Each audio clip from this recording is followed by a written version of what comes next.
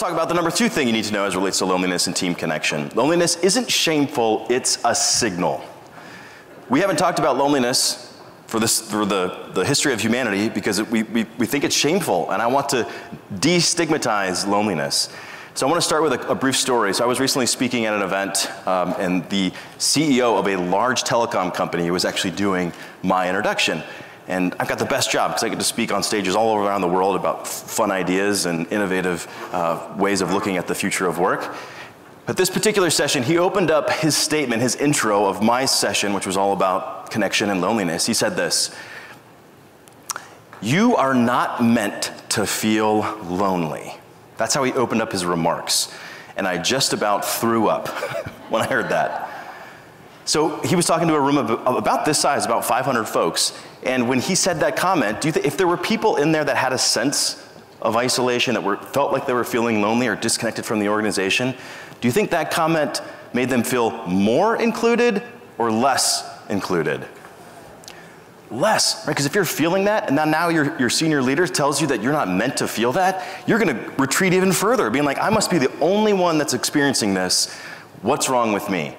So that is part of the reason why we have to start talking about loneliness, is because even the most sharpest and educated and practiced leaders aren't getting this right. And even comes to find out, he was actually reading from a memo that he had sent his entire company with the title, "You are not meant to feel lonely." So after this, I got up on stage and I had my work cut out for me that day, needless to say. So this was the message I constantly hammered home. Didn't disrespect the CEO, because we're all on this journey to try to understand loneliness more. But this is what I kept saying, kept hammering, and I want to constantly reinforce with you, and that is loneliness is universal and it's useful. It's not shameful, it's a signal, and it's universal. We all experience this. It's a universal human condition, and in fact, it's useful. I'll tell you more about that in just a minute.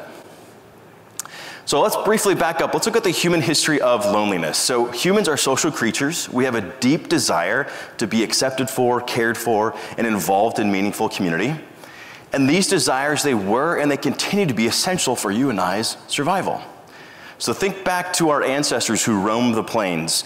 There was safety in numbers, to where if you got excluded from that group, your survival rate plummeted because there was a lot of things ready to devour you.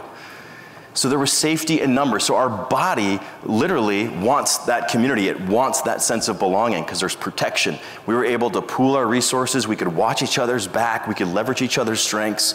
We performed better. We were healthier as one, as a community.